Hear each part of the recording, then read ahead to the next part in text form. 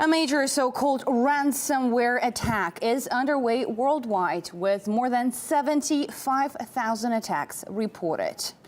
Now, this particular map right here shows where the attacks are taking place, with 99 countries now affected by this virus.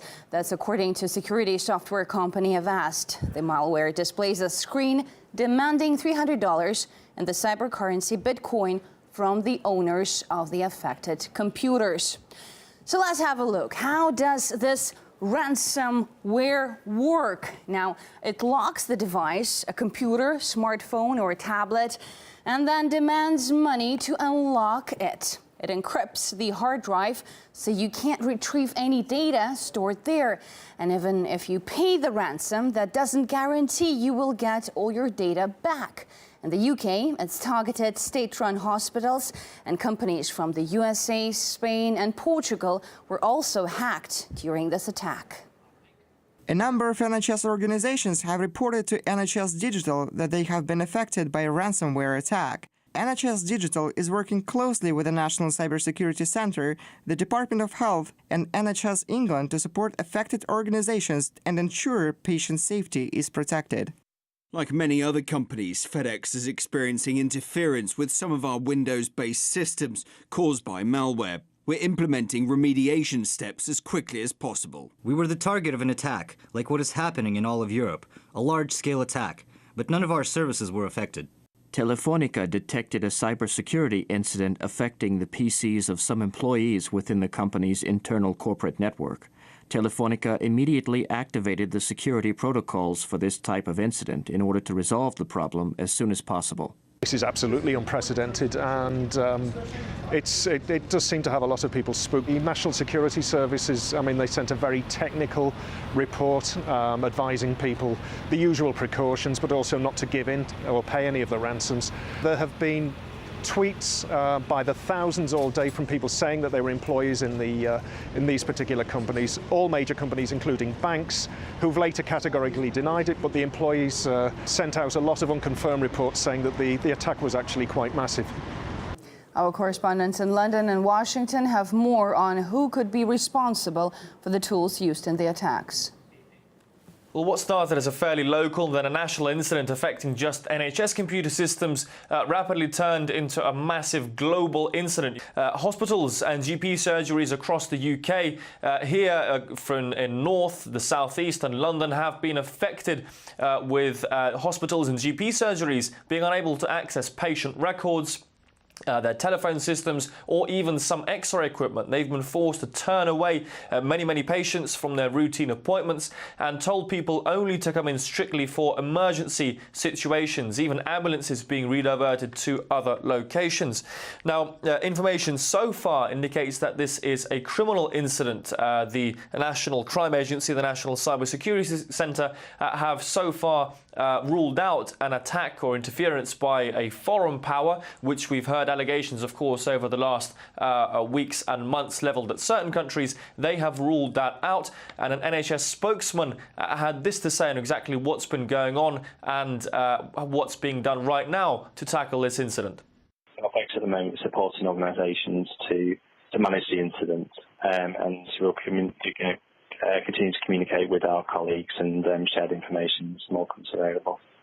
At the moment, we've got 16 organisations that have been affected by the issue, but there's no more I can say about what the actual damage is. Now, information so far indicates that this is a malware called Wannacry. As you said earlier, it's a program which effectively hijacks the computer system used by the user, demanding a ransom, in this case $300 in bitcoins, to be sent to an online wallet before the data is released. The big concern, of course, among people and patients here has been the access to data. The NHS system contains much sensitive information, from medical records to national insurance numbers, payment details. There was a lot of concern about if that had been exposed. So far, NHS sources say there's no evidence to suggest that that has happened. Nevertheless, though, a very concerning incident both here in the UK and across the wider world. As the Prime Minister Theresa May said, this was not an attack specifically targeting the NHS, but it's part of a much wider, major global incident, something unprecedented really in the last few months and years of cyber attacks. In response to the hacking attack, we have world-famous whistleblower Edward Snowden speaking up on Twitter. He writes, "Whoa, NSA decision to build attack tools targeting U.S. software now threaten the lives of hospital patients." It seems he's referring to the fact that this technology that's being used, this malware software known as ransomware that encrypts data and then demands ransom in order to give the data back to the institution or individual being hacked. It's known as ransomware, and it was developed by the U.S. government. The NSA, the National Security Agency, apparently developed this software with their own research and with their own investigations and financed projects, and it was then leaked onto the internet by shadow brokers, which is a shady group that has been leaking NSA hacking tools onto the internet. So it seems this is also not the first time that ransomware has been used. Apparently, ransomware has affected, it's been used against hospitals and telecommunications companies in Europe, in Russia, in various parts of Asia, and even in Los Angeles. Just over a year ago, a hospital in Los Angeles was targeted with a ransomware attack and paid over $17,000 in ransom to get its encrypted information back. So apparently this is happening all over the world, and this is technology that was developed by the National Security Agency, by the U.S. government agency said to protect the security of Americans. The National Security Agency developed this software, and it's now being used by criminals around the world to demand ransom. Very, very interesting discovery and development.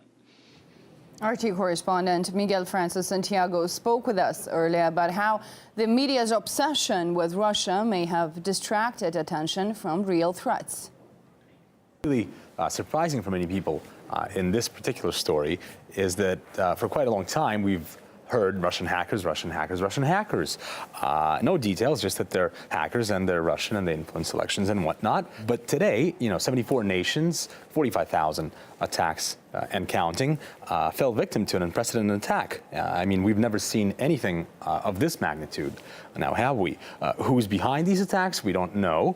But see, this sort of attack shows that sometimes it's not good to run after this sort of Russian hacking boogeyman, preparing for the supposed Russian hacking threat. And what happens in the end? Well, countries tend to overlook other threats because their attention is shifted to something else. Russia's Ministry of Internal Affairs came under attack. Windows-operated computers of the ministry, almost 1,000 of them have been affected and blocked immediately. And the virus is localized as of now, and work is being done to remove it. Also, a Russian major telecom provider, Megafon, has been attacked as well, with their PR director, Mr. Lidov, telling us the attack as it happened when their call centers experienced a shutdown because all the computers were all of a sudden hit with a screen asking for $300 in ransom, or all the information would be deleted. Now, as far as right now, the situation in Megafon is stable. They're back online and fully operational with no financial losses as of yet, just the call center temporary shutdown for the customers calling in. Also, Wimpelcom, another major telecom company in Russia, also has been hit, but successfully defended itself against the attacks, as we know so far. Now, according to the Kaspersky Lab report, a lot more companies have succumbed to this attack, and perhaps not all are going public yet, but we will keep you updated as we know more. For more on the attacks, we can now speak live to John Safa, who is a former hacker. Welcome to the program here on RT International. Now, how was this attack able to impact so many countries? Aren't computers somehow protected with antivirus software, or can hackers always find a way around these defenses? From what I'm hearing, and I think I actually was on your show a month ago, and I said my gravest concern is the information that's leaking from the NSA and the WikiLeaks information actually educates a lot of hackers into quite sophisticated attack techniques.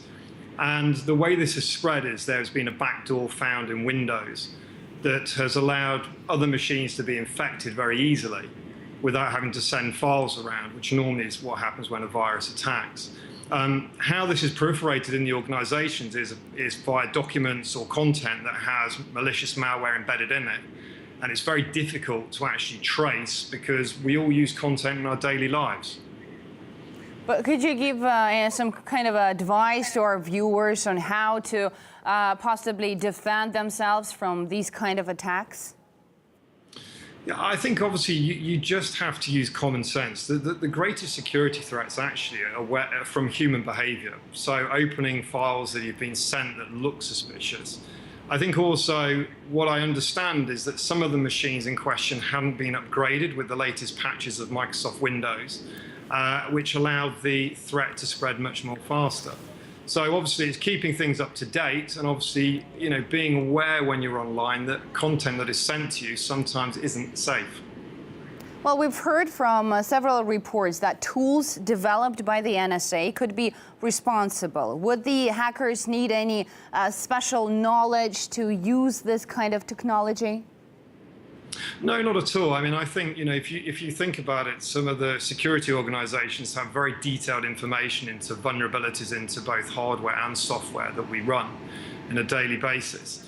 And, obviously they're educating hackers that typically wouldn't have the technical savvy abilities to be able to break into these things. And so obviously they accelerate their knowledge and also exploit vulnerabilities that leaked documents provide. So it's a significant issue when hackers do get this kind of information. Well, the files stored on hacked computers are said to be inaccessible until the ransom is paid, but it should be paid in bitcoins. Why bitcoins? Because bitcoins are anonymous. I mean, if you have to transfer some money to a bank account, then obviously you have banking details, and it's very easy to shut that hole down. Bitcoins is a little bit more anonymous, and it's more harder to trace where that money's going to. All right, now we've seen a wide range of targets from hospitals in the UK up to Russia's Ministry of Internal Affairs. All these targets have been hit. Is it strange from your perspective that we're seeing such a wide range of these targets? I'm not surprised. I think the vulnerability that was found was, exposed a very big hole to allow this thing to spread. I actually also think the hackers probably didn't anticipate it going this far. This is typically what happens is they find a really good hole and then obviously exploit it, but this thing has gone so viral so quickly. And we've seen these in the past with viruses that spread very quickly, but obviously computer systems and mobile systems are so much prevalent in our lifestyles now that it is going to spread much faster. Doesn't surprise me whatsoever, to be honest. All right, thank you so much for sharing your insight with us here on RT International. That was John Safa, a former hacker. Thank you again.